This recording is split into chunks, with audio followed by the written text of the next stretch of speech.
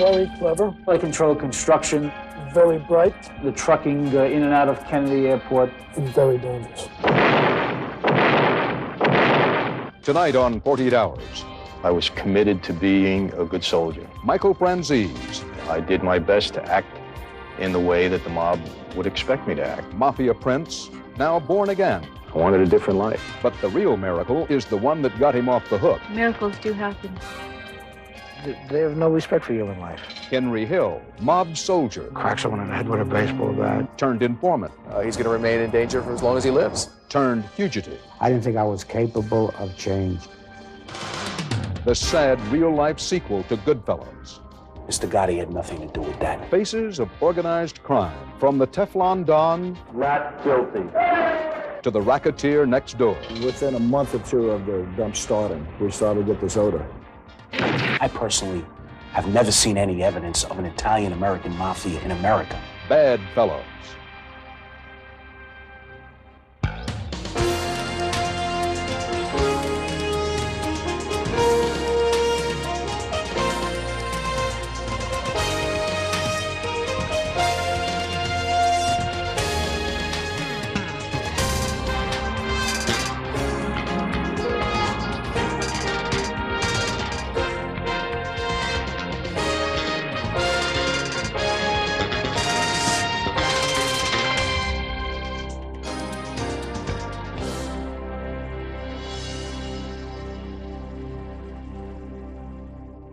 Organized crime. Two words that cover a multitude of sins and sinners, from big-time mobster to small-time hood. They scam and swindle and slaughter, forming a loose but often impenetrable web of criminal activity. The government's war on organized crime did produce some major casualties in the 80s. Still, the mafia and smaller rackets continue to prosper, especially in New York, the traditional stronghold of gangsters, wise guys, and the fabled five families. Some of the people you're about to meet are the stuff of Hollywood legend. Others might be your next-door neighbor.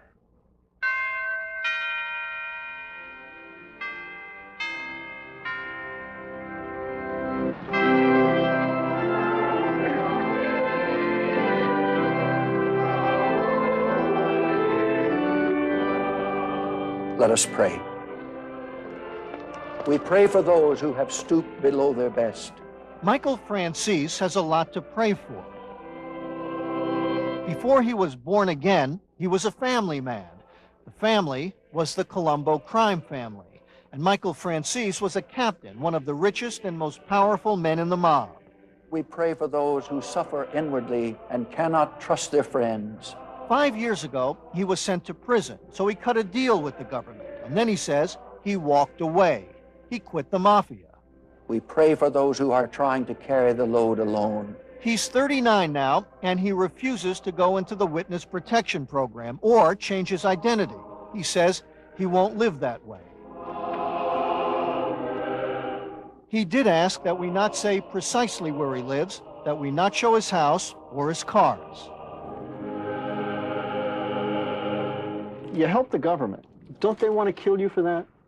There are people, some of my former associates, that are not happy with what I did because I'm not, acting in accordance with the oath that they would like to see me deceased. Interesting way to put it. You don't look over your shoulder? Well, let me put it this way. I mean, I am very much aware of what's going on around me, and I, again, was very much a part of a life, and I know what people are capable of. Mm-hmm. Why did you leave the mafia? I didn't want that for my wife and kids. I wanted a different life. Well, there's no question that he's in a great deal of danger. Ed McDonald was a federal prosecutor in Brooklyn. And why he's doing what he's doing is beyond me. I think he has to be crazy. He's under a death sentence. They're going to come after him eventually. It's just only a matter of time. His name is Derry Matera. Is he a bodyguard? A federal agent? Nope, he's an author, writing the Michael Franzese story. After all, Franzese is articulate, stylish, you might say a young Michael Corleone type, straight out of The Godfather. I think it was Life magazine that called you the yuppie mobster. I believe so, yeah. Yeah. How much money did you make? About? Millions of dollars. I mean, I don't know exactly how much. I mean, there's no secret the fact that I made a tremendous amount of money. And just how powerful was Michael Franzese? Michael, as far as New York is concerned, is probably the most significant organized crime figure to cooperate with the federal government. And just how violent was he? Did you kill anybody? No, I didn't. To be inducted into the mafia, you have to make your bones, and to make your bones, you have to kill somebody. So we've all accepted that he's a made man in the mafia, so that goes without saying. It may go without saying, but I want to make sure I understand you.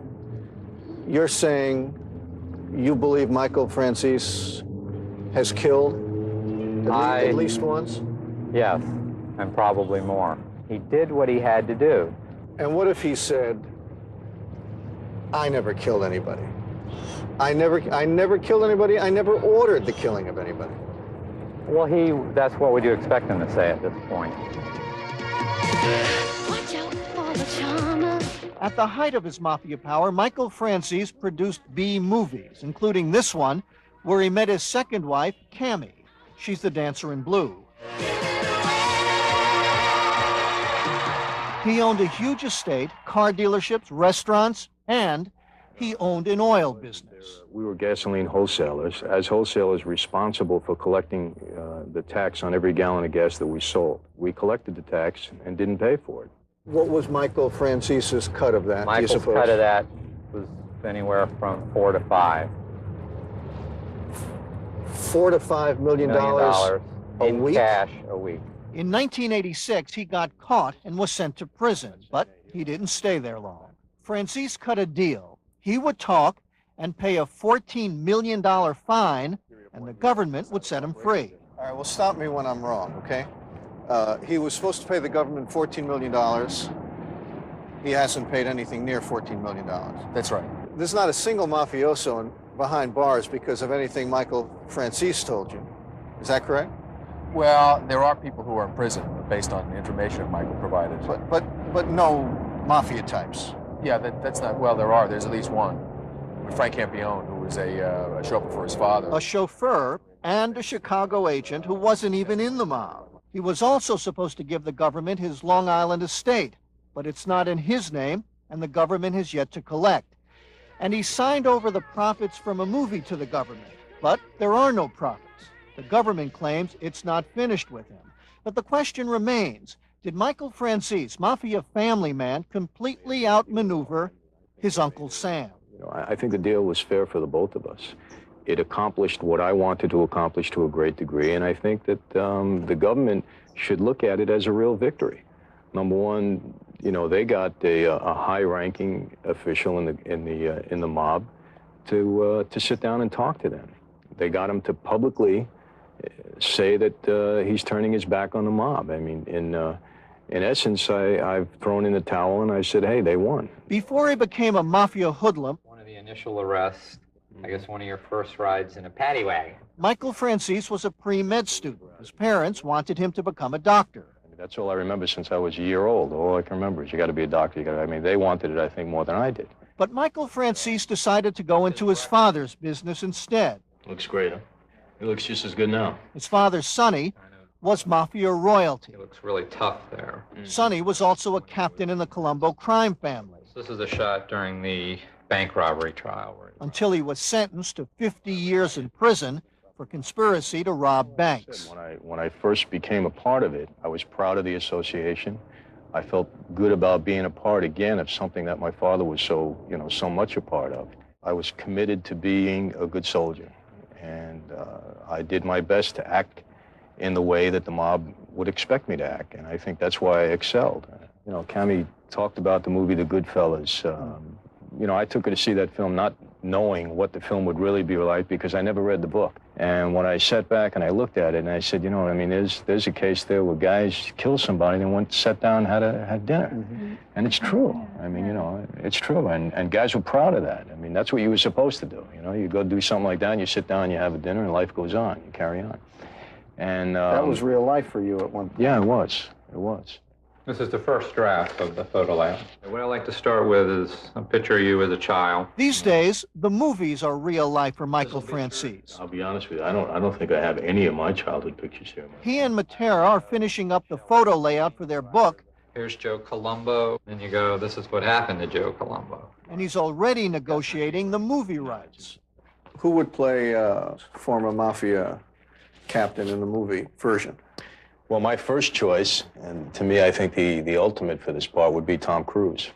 Once upon a time, ex-mafia captains who made deals with the government wound up in the river or on the run.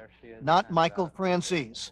He's doing book and movie deals and meeting with his agent from ICM, which is one of the biggest talent agencies in the world.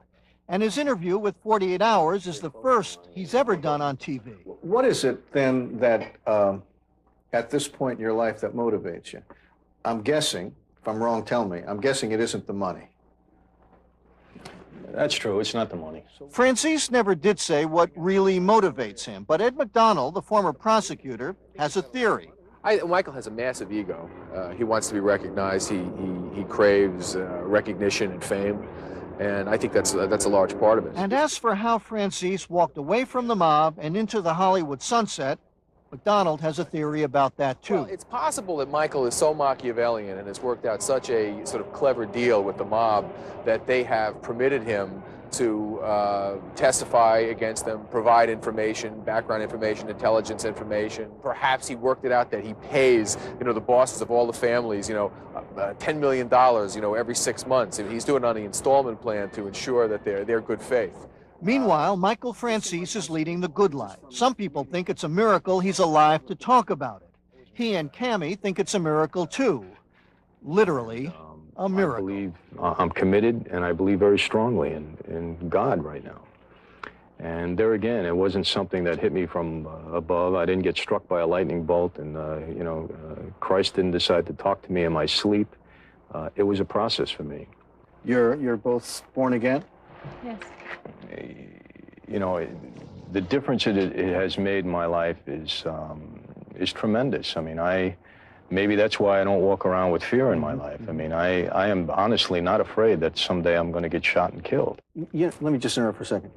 You may not care, but you understand that when people listen to this and they hear that you found, well, whether we say you found religion or now you're religious and you're born again, Right. They're going to say, give me a break.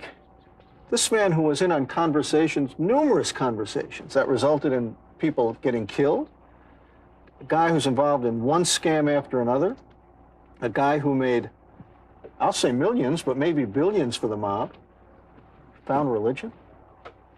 Yeah, but miracles do happen. Miracles do happen. I strongly believe that, and I think Michael is a miracle totally. I mean, I tell him that all the time.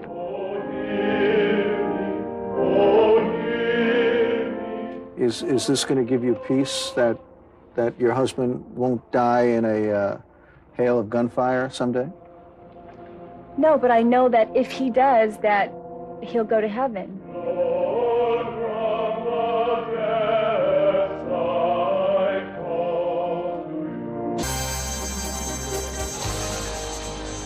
I submit to you the evidence in this case proves that the defendant, Frank Sacco, killed Robert Maloney by taking a pistol and shooting Mr. Maloney in the head. Mr. Sacco came to this court, and you all agreed that in your eyes he was presumed to be innocent, until it's removed by evidence that convinces you beyond a reasonable doubt. At the Orange County Courthouse in the state of New York, Frank Sacco is on trial for murder. Frank Sacco is a man well known to both state and federal law enforcement. Prosecutor George Bradlaugh of the New York State Organized Crime Task Force. He's got a criminal record that goes back to the 1940s. He's very clever, very bright, very aggressive, very able, and very dangerous. He has been a bad boy, you could conclude, which is one reason that I can't call him to the witness stand to deny these accusations. Frank Sacco hired attorney F. Lee Bailey to defend him against the charge of murder. There's absolutely nothing that could legally connect Frank Sacco to this murder. Sacco is accused of murdering Robert Maloney, the man he hired to manage this landfill in Tuxedo, New York. But Maloney wasn't the only victim in a crime saga that caused a lot of trouble for Frank Sacco and for Tuxedo. It's a family business. John, my son-in-law, and I do most of the cooking. Frank Moan owns the Duck Cedar Inn across the street from the dump. It was a very busy place. We did a lot of banquets, and then they started a dump across the street. Within a month or two of the dump starting, we started to get this odor. By the middle of the summer, the odor was fierce. You smell battery acid, like battery acid. There was a smell like rotten eggs. How much money did you lose, do you think? We think we've proven where we've lost $3 million. This was the landfill 3 years ago. State officials suspect that it was a dumping ground for cocktail waste, toxic waste, that is mixed in and disguised with construction debris, a process that is very illegal and very profitable. The fellow whose property it was a fellow named Ray Barone. Ray was one of my best customers. Also the town justice. He was also the town judge. He was the town justice. Mr. Sacco used to come here with Mr. Barone.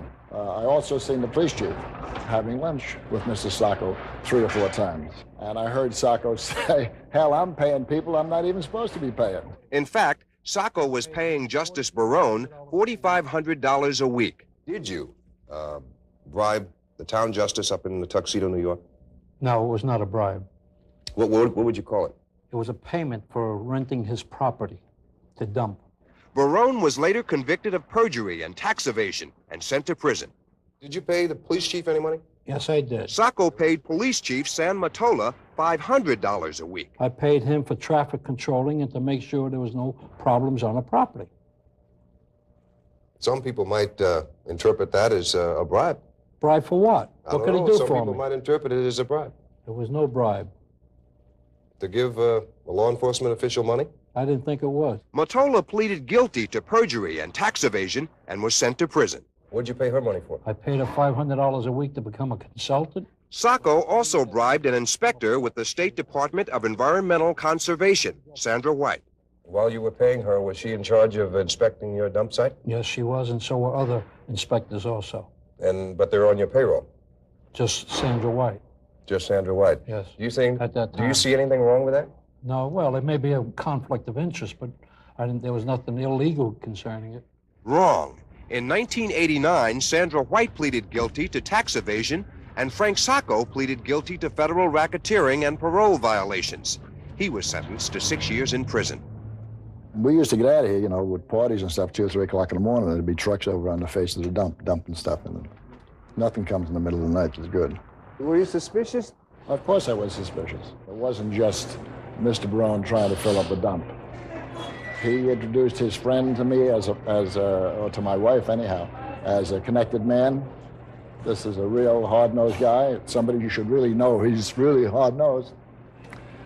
He's telling me that this guy's in the mafia. My tuxedo site should be given an Academy Award for the way it looks. I'm not kidding. You should have seen it before. Go look at it now. But the people in the town were complaining all alone, and everybody was afraid. Afraid of what? Afraid to do anything because they thought you were connected to organized crime. I can't help what they think. I'm sorry. That's your newspapers today. That's what happens. That's your television. It's not Frank Sacco. No, it isn't. And I defy anybody to associate me with members of organized crime. I think there have been published reports saying that he's suspected of being connected with organized crime and so forth and so on. But I can tell you as an insider that the people who are organized crime say, we never heard of Frank Sacco. I mean, he at least had this town justice convinced that he was connected. I don't think it would be beyond Frank to let you think that he was a connected person. He certainly enjoyed having the skids greased occasionally, whether it be with the maitre d' or in some other place. But I don't think it takes any connections with organized crime to bribe local officials. I mean, that goes on every day of the week. Our investigation establishes that he's not a made member of any organized crime family. Organized crime doesn't just mean Cosa Nostra. It's a kind of criminal activity, and in that sense, certainly Frank Sacco is a good example of that, and I believe his convictions prove that. How much money did you make on your dump in Tuxedo? Oh, $3 to $4 million. For a 5-month period of time? Close to that, yes. But now Frank Sacco may be the one who pays a heavy price. George Bradlaugh wants to put him away for good. I submit to you that as conditions came about, it turned out to be the perfect night for Frank Sacco to commit murder. You are not here to play Perry Mason, and I'm not here to solve this case. I don't know who killed Bob Maloney, but on this evidence, it certainly wasn't Frank Sacco. Gentlemen of the jury, have you agreed upon the verdict? Yes, we have. People of the State of New York versus Frank Sacco. How do you find? Guilty or not guilty? Guilty. The Tuxedo dump was closed down by the state of New York in October 1987. It's now on the state's Superfund list as a hazard to the public health and to the environment. What happened to this town? Somebody came to town who was willing to pay to break the law, and those people who could have enforced the laws, right, took his money. I guess it's just greed.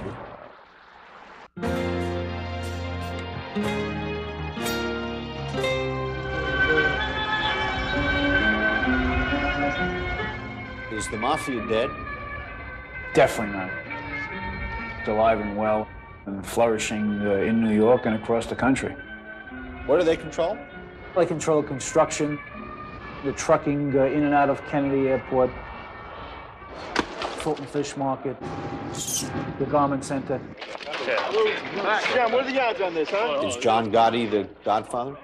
John Gotti is the godfather, the head of the Gambino crime family, the biggest and most powerful crime family in the country. Have you seen Gotti walk down the street? Oh, yeah, occasionally I have. And few people know more about the state of the mob, its 5 families, its bosses, capos, and crews than Jerry Capizzi, a crime reporter for the New York Daily News.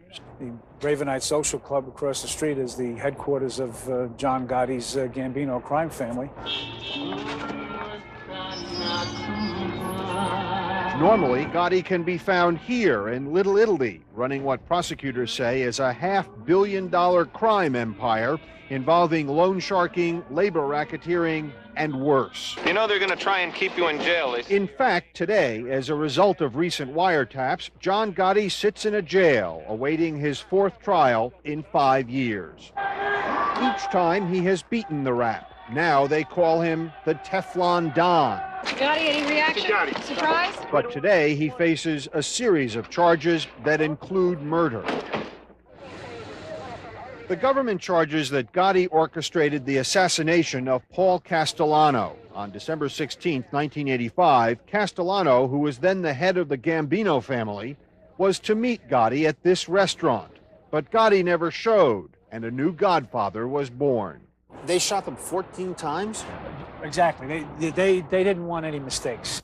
Allegedly, he was overheard in the Ravenite Social Club talking about the killing of Paul Castellano. John Gotti is taped everywhere he goes, hour after hour, day after day. John Gotti is surveilled 24 hours a day. Stands in recess, please clear the courtroom. Bruce Cutler is John Gotti's lawyer. He's not the head of the Gambino crime family? No, he's not. As a matter of fact, in the last 3 trials, they've alleged that he was a member and a high-ranking official, as a matter of fact, boss of the Gambino family. And 36 jurors said no in 3 trials. We find him not guilty. So you don't have to take it from me, Richard. You can take it from them. Is he the godfather? Well, he's not the godfather the way the government paints him to be the godfather. He's not a criminal. He's not involved in organized crime. He's the godfather to his friends' children. And he's a good man. Bad guys. But if John Gotti is a good man, then these guys were definitely bad.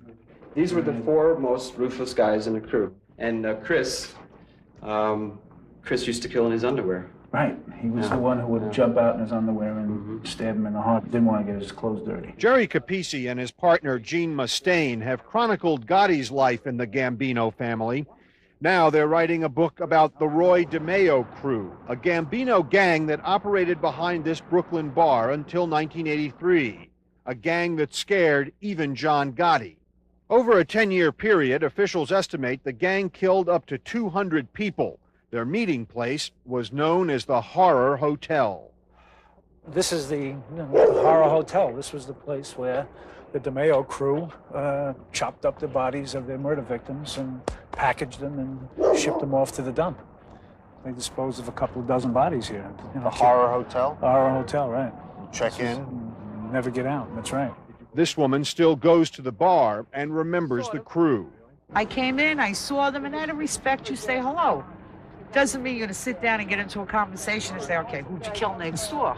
People came in, they were shot in the head. Yeah. And then they were stabbed in the chest, and then dragged into the shower. All the blood was drained, and then they had a pool liner on my living room floor. Their bodies were cut up and then disposed of. Most of the DeMeo crew is now dead or in jail. The Horror Hotel is now just an apartment where Debbie Doyle lived. It's just like living anywhere else. It just bothered me the first night when I read about it in the paper. What bothered you? All the blood that went down the drain from the bodies. You know, I kind of felt eerie when I took a shower. But otherwise than that, it really didn't bother me because I feel when people are dead, you're dead. Nice place to live now? Yeah, it's the rent is cheap. You can't beat it. In time, they became sort of the mafia's execution squad. This was methodical murder, dismemberment, just like you and I go to work, these guys would go to work and chop bodies up. I mean, I can't conceive of it. I can't conceive of someone doing this so cold-bloodedly, so methodically, and so calculatingly, and not having nightmares and not wanting to run away from it. Dominic Montiglio did run away. Montiglio was raised by his uncle, Nino Gaggi, to be a hood and a member of the Gambino family. It festers inside you, because this is something that you really have to swallow. Like, this is a different world. They have no idea what it was like to really be a gangster. In time, he became the watchdog of the DeMeo crew. He says he never killed, but he knew what was happening. To hang out with Roy and Joey and Anthony, Henry, Paulie Pinto, Chris, Pedro, these were not like the norm in the life. In the life, they were scary people. Eventually, he testified against the crew and his uncle and put them away. Today, Montiglio is in hiding, but he gave taped interviews to Gene Mustaine. You had lunatics running around the street. These guys made them look like Mr. Rogers. It's like, you know, it's a beautiful day in the neighborhood. You know, I mean, guys like Anthony and Joey were scary people. Is there a mafia? You know, I'm asked that all the time. And,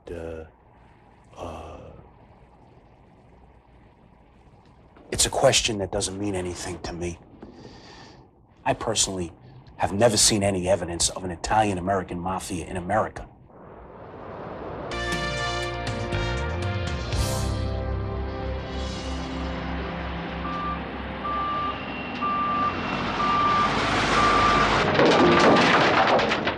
How did it happen? How could it have happened?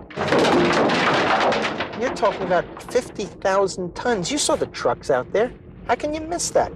It happened in broad daylight. Tens of thousands of tons of debris dumped illegally across from Richard and Marcia Belzy on the grounds of a neighbor's $1 million home. I want you to notice, this is what it looks like all year long. It looks like it's been bombed out in death. The trees are black, there are no birds flying. We just look outside and it's always desolate, even in the prettiest summer day. It's really terrible. It's a great feeling to live next to all these poisons. 3 years after the dumping, only a small fraction is being hauled out from an adjoining property. But most of Kenilworth Lane's dump is staying put. Pus, black pus is what we call it. Except for what's carried away by the rain.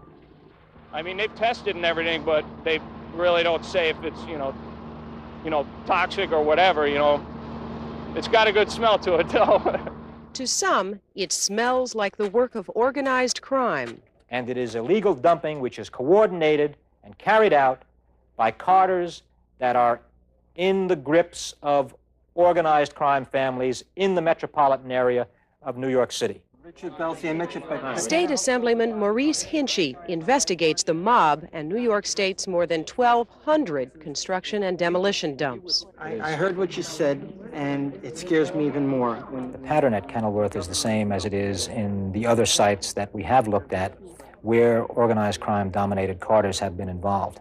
We have found that hospital waste is traditionally mixed in, I can use the word traditionally, mixed in with C&D waste. Also, various levels of hazardous waste have been found mixed in with construction and demolition debris. You avoid all the costs associated with legal, proper disposal, and you dump it in somebody's backyard where you're not charged, or if you are paying, you're paying a heck of a lot less. How profitable is it to engage in this activity from what you learned? It's very profitable. An illegal construction and demolition debris dump site, if it stays open for any reasonable length of time, can make $1 million to $2 million or more. Every house in this neighborhood of Harrison, New York, is worth millions. This was Pete Rozell's house. Down that street, John Raitt used to live, John and Bonnie Raitt. That is a really nice Yeah, house. that's mansioning. There are a lot of people who will see this piece and they will see the neighborhood and they will understand that it's a beautiful, posh suburb, and they will say, why should we feel sorry for these people who could all maybe dig into their own pockets and get rid of this problem? And how many of those people who are watching can afford to lose a home? And no matter what your level of income, if there are poisons in the ground affecting you and your children and your animals and your neighbors and all your neighbors and possibly your whole town, I don't care if you've got a nickel in the bank or whatever it is. Poisons are poisons. Get them out. This site definitely contains a wide variety of pollutants, Ward Stone is a state wildlife pathologist. including things like lead and cadmium and chromium and copper and zinc, solvents, polynuclear aromatic compounds that are carcinogens. There's also things like hydrogen sulfide being produced, which irritates people, and we do smell some of that right now. That's kind of that light rotten egg odor that we're getting. I can smell it. Hey, Dave, why don't you take a sample? Samples that we took over here showed soils to be over 1,000 parts per million of lead. It's not where you want your kid to come and play. When Natalie gets a migraine headache and vomiting, I don't know whether she's having a headache because she's being poisoned. Give you lunch? The Brilliants moved into their home 2 months before the dumping began. We don't encourage them to do childhood things like make mud pies, collect leaves, plant a garden. No one would buy our house. We are totally prisoners. We are stuck, very stuck. Law enforcement is also stuck, trying to find somebody, organized crime or otherwise, to blame for the dump. It's almost the same thing as finding a dead body somewhere. Carl Vergeri, district attorney for Westchester County. Sure, there was a homicide. No dispute about it. But if you cannot come up with evidence as to who fired the shots, what do you have? It was a wide open dump. Anybody could have gone there at any hour of the day or night and dumped. There is insufficient evidence to fix criminal responsibility on any individual or any firm. We set out to talk to the haulers, those known to have brought most of the fill. Jack Bordone of Fontana Transfer wouldn't talk to us. I'm trying to conduct business here. If you won't leave, I'll have the police remove you. His lawyer says Bordone only brought clean fill and has no ties to the mob. Another hauler, Michael Ferrone, invited us in. What did you dump on the property? Dirt, rock. There have also been allegations made that organized crime may have been involved in dumping stuff on that. This, I don't know. I don't want to accuse nobody. I don't know. Ferrone says a landscaper named Nick Calandro charged the haulers for the right to dump debris. Somebody told me Mr. Calandro needed the filler. I call him Mr. Calandro. I say, you need a filler. What kind of filler need? He say, I need a dirt, rock. I say, okay, fine. But you paid him to dump the stuff. Right. So Mr. Calandro was cheaper? Yeah, it was a cheap. You charging me $5 a yard. Calandro wouldn't talk with us, but he was there. The people who own the property paid Calandro $2,500 to fill in their land. Records show he ended up making more than $250,000. We're looking for Mr. Calandro. I don't think he wants to talk. Could you ask him if... Please. In court papers, Calandro denies he ordered the illegal fill. He blames the property owners, Giuseppe and Caterina Casabianca, who own a small pizza joint in the South Bronx and who built this dream house right on the property that became the dump of Kenilworth Lane. Donald Scheel represents the Casabiancas, who also didn't want to talk to us. How is it that a couple whose only known source of income that I know of is a pizza parlor in the Bronx can afford to build a home like that? This is America. They are immigrants. They have basically saved all their life to have a dream house, and this is the dream house that they built. There were like $260-some thousand that changed hands here from the haulers to Mr. Calandro. How do we know that your clients didn't participate in this? I think the logic is what makes it fall apart. It was absolutely insane for them to do something this foolish and to destroy and despoil their own backyard. Do you have any thoughts at this point about whether or not this operation has any links to organized crime? Only if you want to buy the story or the analysis that anyone that has an Italian name that's from southern Italy has to be linked to organized crime. The answer is, if that's what you want to believe, then the answer is yes. I think that's very unfair. Not a single criminal charge has been filed in the Kenilworth case. Nick Calandro, who ran the dump, was fined $6,000 by the county. New York's Organized Crime Task Force is now investigating the whole mess. Everybody's saying we're innocent, we're innocent, we're innocent. All these people, did they know, didn't they know? I don't know. I don't know when it'll end. I don't know if we'll be here when it ends, but it's been a long road so far, and I don't see it ending too near future. I smell it now. It's just coming. Did you get the whiff? Yeah, I can smell it.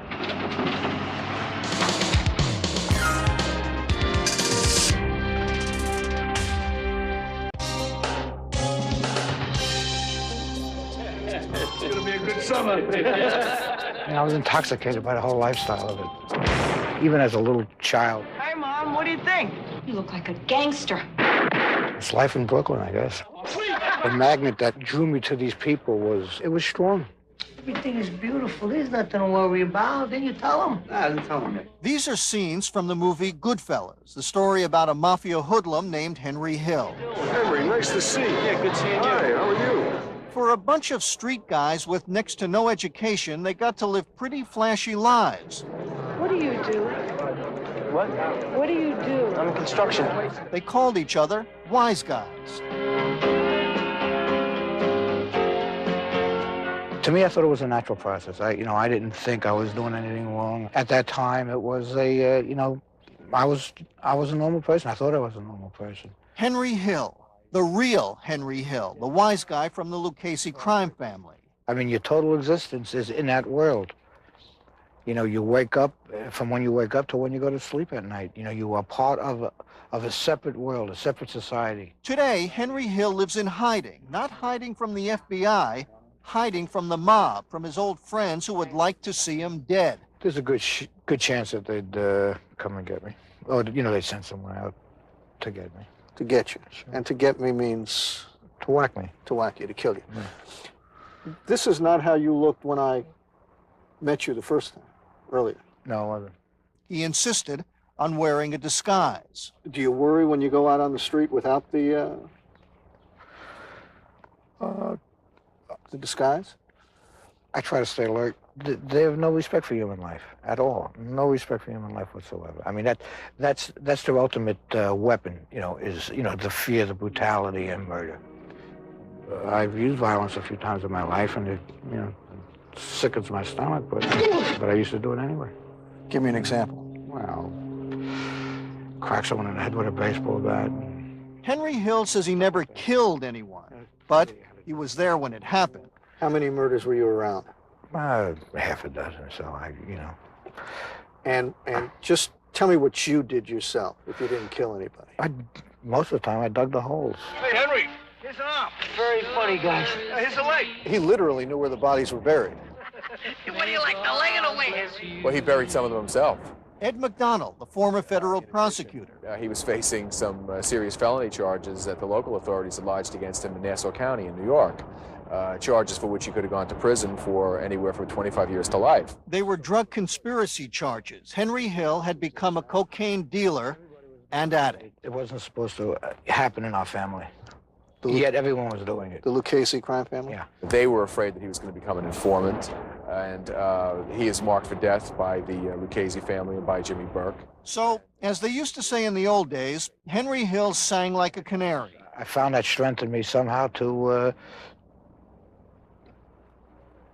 to become an informant. And Ed McDonald agreed to put him in the witness protection program. That was 10 years ago. How many mobsters has Henry Hill helped put away? Well, if you talk about information that he provided on which search warrants and electronic surveillance was based, I mean, it was probably over 50. In cases in which he testified as a witness and was the principal government witness, probably about 20 or 25. So he was a very important catch. Is he in danger? Well, he's in danger, sure. I think that, like any witness who testifies against the mob, he's going to remain in danger for as long as he lives. Never rat on your friends, and always keep your mouth shut. I was going to be killed. You went to the authorities, the federal agents? Well, the FBI came to me, yes. And sounds like they made an offer you couldn't refuse. Absolutely. Cooperate truthfully and honestly, and we'll keep you alive, and we'll save your life, and we'll give you a new life. They give you a new name? Yeah. New identity? Mm-hmm. Give you a job if you want one? But you screwed that up too. Yes, I did. What happened? It was still tough for me to follow direction in them days. I was drinking heavy, using drugs, and, at times, and that would cause me to breach my security. So, in 1984, the feds kicked him out of the witness protection program. He is not in it today. Garlic, parsley. Henry Hill is on his own, struggling, he says, to lead a normal life. I don't know those terrible things that he's done. I know the domestic person, and, who likes to stay home, who likes to cook, who likes to play with his son. Henry Hill has a new family now. That's Kelly, and that's their son, Julian. And he is leading what appears to be a regular middle-class life. This is the way I live my life today, in a positive way. Henry Hill is the wise guy in the best-selling book, Wise Guy. Now he's working on a new book about his life out of the mafia. You told the feds about these bodies very soon after becoming... Ron Lebrecht is the author. What makes this guy tick? What makes him tick now is no more options. He lost most of his options when he became a federal witness. He either became a witness for the government or he died. And now it's 10 years later, and he has even fewer options because of the drinking and the drugs.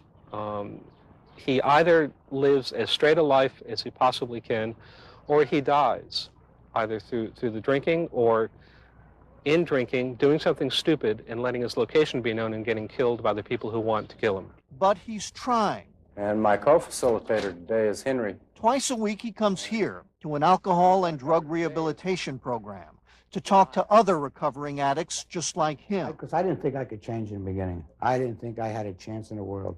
I didn't think I was capable of change. Everything I did was a shortcut, a scheme, and doing that for 30, 35 years, or, 40 years of my life, it becomes ingrained. And, to start to change that, in the recovery process, there's so many, it's everything that I did. I did nothing right.